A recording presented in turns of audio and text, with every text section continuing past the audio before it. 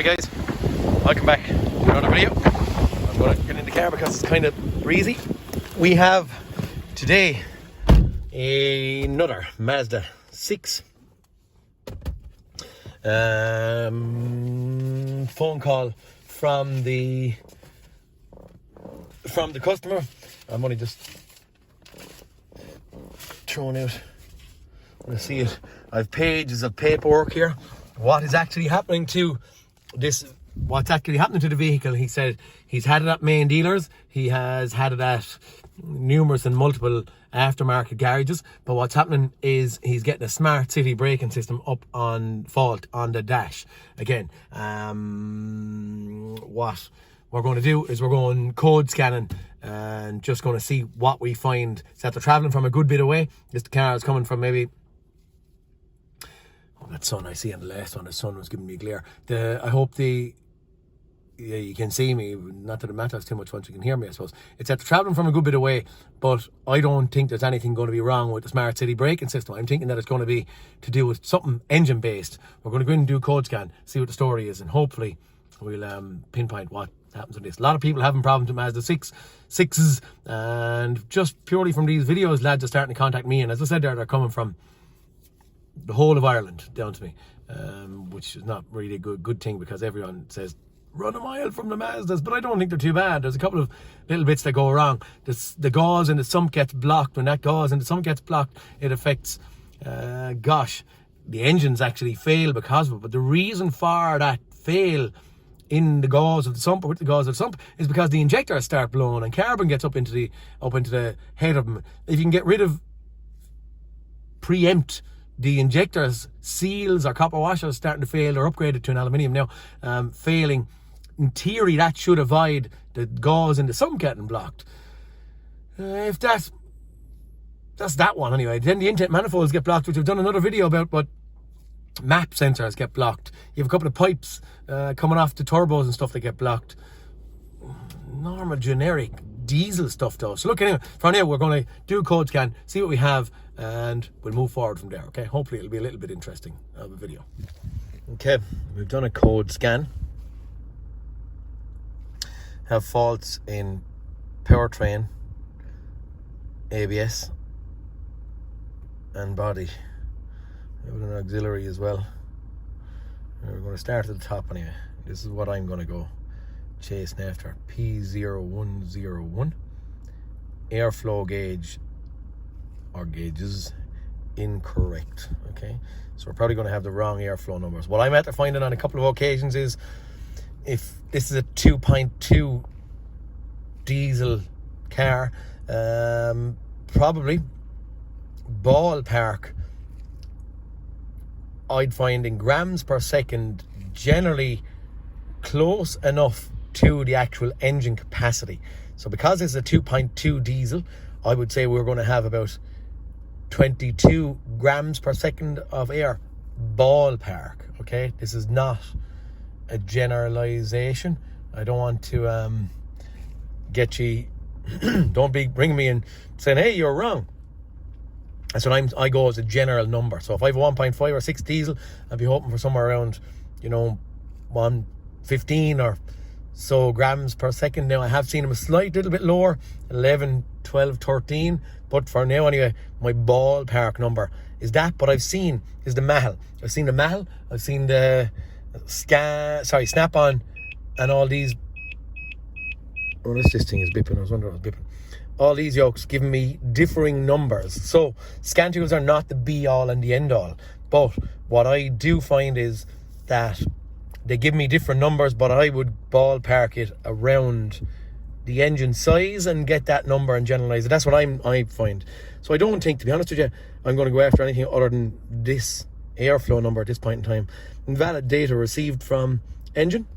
So I'm just going to blame that at this point in time. I do see here I have invalid data from cruise control. Again, I'm going to probably blame all this on our engine management issue, purely and only because I have had smart city braking system issues, and I've had them come right or go wrong with engine management issues. So I'm going to try and get rid of this. And once I get rid of this, I'm hoping that this is going to make these things go away. All right. What could potentially give us this? I suppose intake air leak. So I don't know if it's too high or too low. An intake air leak, as in when the turbo's spooling, stuffing air or putting air under pressure into the inside of the engine. If we had a split in an intercooler or a pipe or something like that, we could potentially have numbers being too high. If we have the intake manifold blocked up with carbon, we could have the airflow numbers being too low. If I have what I've seen in other videos, the EGR system being blocked up, when the EGR system could open or want flow from our exhaust gas, from our exhaust in to the engine, the numbers could be incorrect. So there's a couple of variables here that I'm going to go after and go looking at. The first thing I'm going to do, and you probably see this in a generalization, I'm going to go and see what our map sensor looks like. As I said, I think the customer said that this intake manifold was cleaned. Now, I don't know, but I think he said it was. I don't have it on the paperwork, but I think he said that he thought it was cleaned. And if he's that much paperwork on it and doesn't have,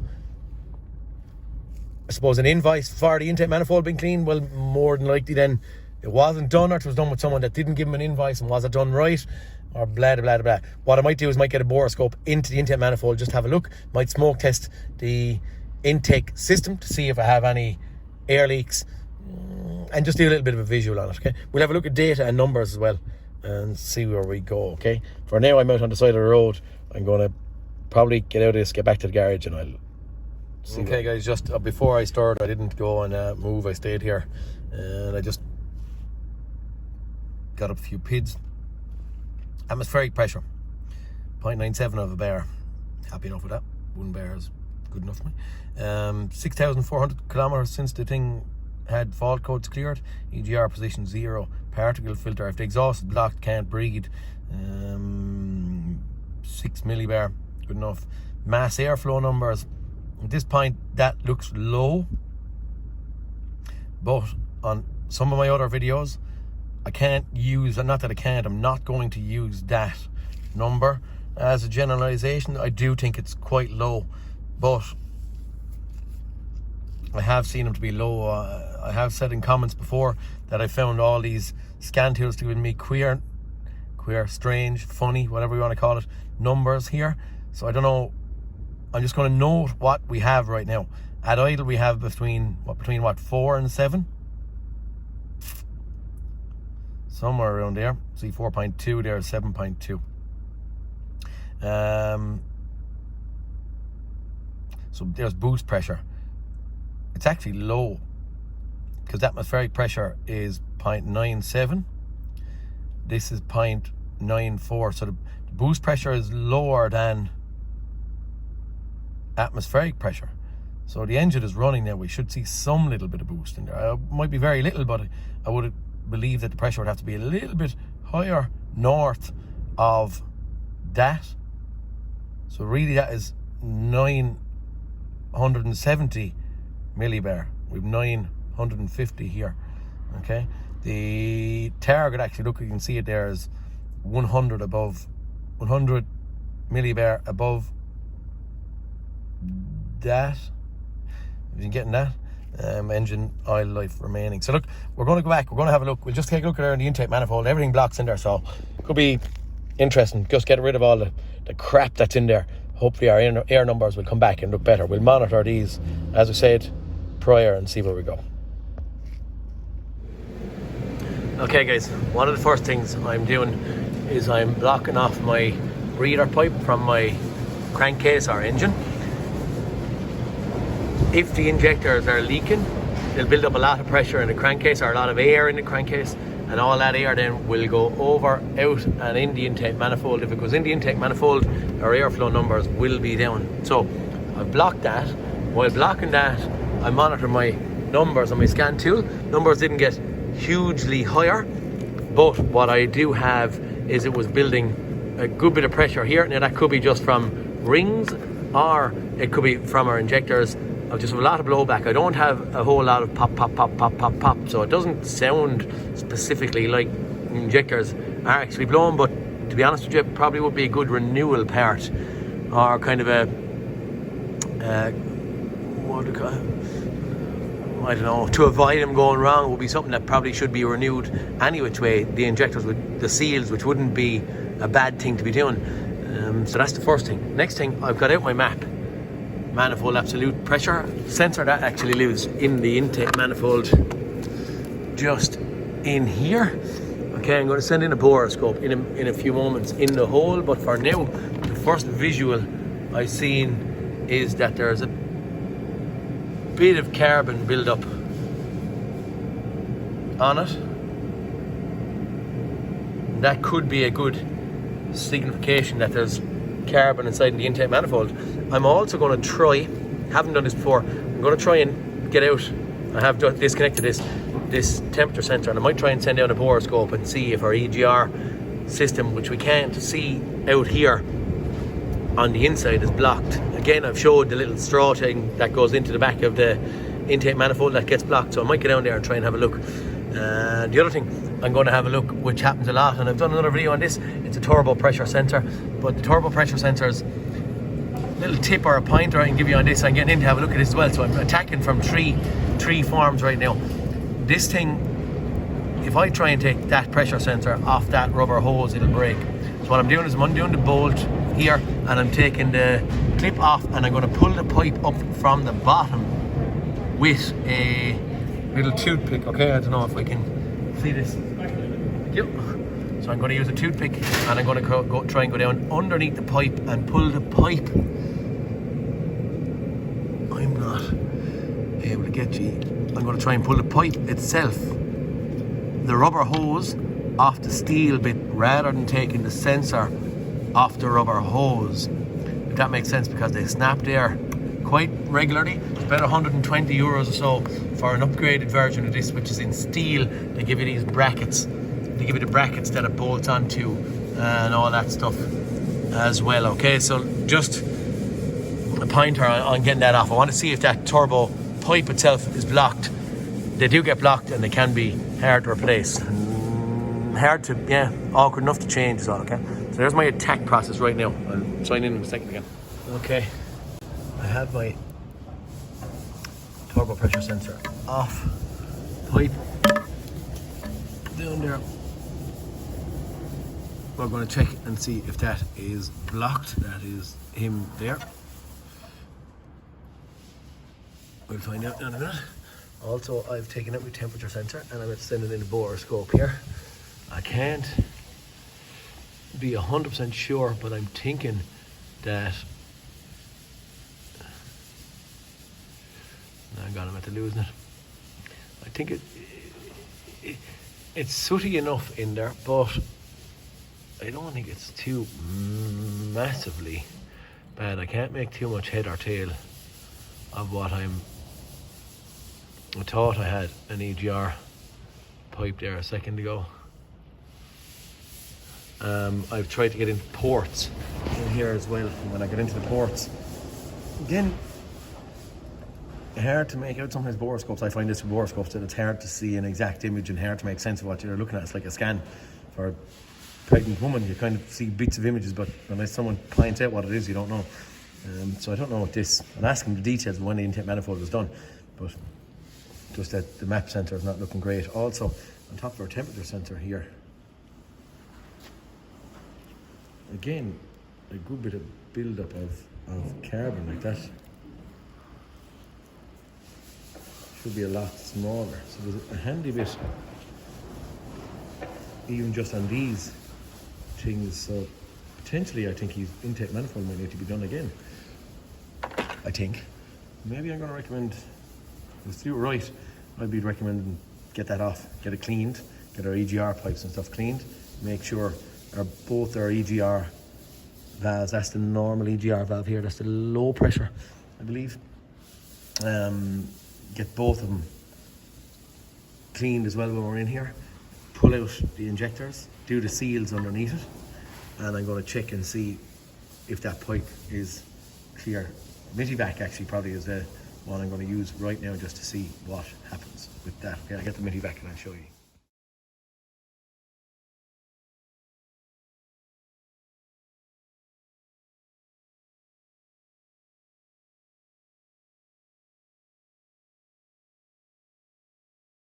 I have a Mazda 6 here, and I have a P0101 airflow fault. As you've seen, on the build-up, I have a build-up to the diagnosing of this thing. Whether this will be entwined in that video or not, I don't know. But anyway, P0101 is what I'm chasing after. I have kind of shown a bit of this before on other videos, but I'm going to show you this at this point in time. Don't get caught by it.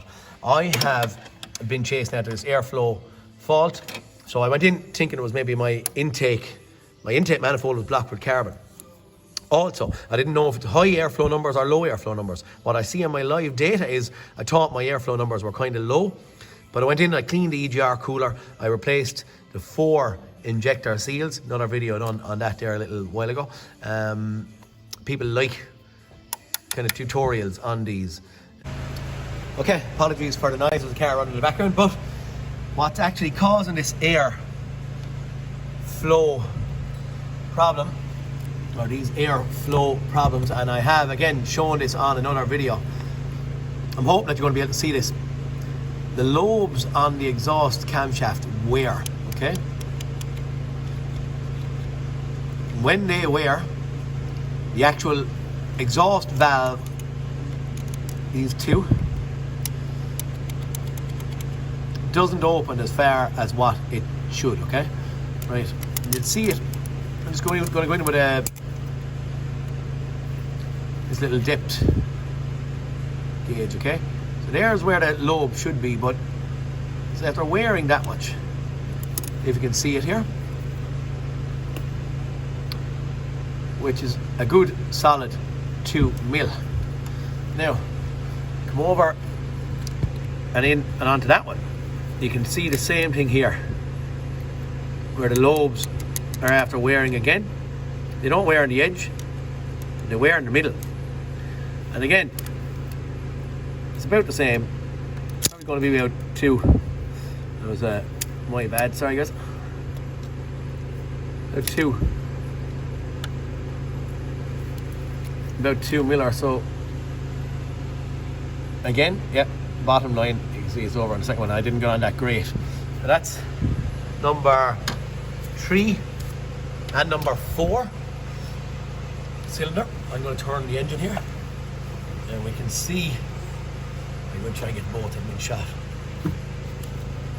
We can see again, we go down here, very visibly, exhaust camshaft worn here. Quite bad. I'm going to slide that into it there again. Okay, she goes. Again, the same thing. About 2 mil worn off the lobes all the way around. Same thing here. Okay, worn again. Don't need to measure that one. But basically, what's happening is camshaft lobes are wearing. Exhaust valves are not opening. If the exhaust valves are not opening and are leaving the pressure out, the air, exhaust gas out, what's going to happen is we have a restriction on flow going into it. Because of that, the P0101, okay? On this occasion, I actually went in and I cleaned the intake manifold first, cleaned the EGR valve first, made sure all our bits and pieces, pressure sensors and all that crack were doing the job, but lo and behold, we had to go back in and I had to get off the rocker cover to see what the story was. But that's our airflow issue, okay? Like I've said this before, camshafts are 440 or 50 euros. These rockers that are underneath it, whether they need to be replaced or not, I'd only know when I take the camshaft up out of it. But they're about 260 quid or so each, and there's 4 of them in there. The opposite one, I believe, is okay. All right?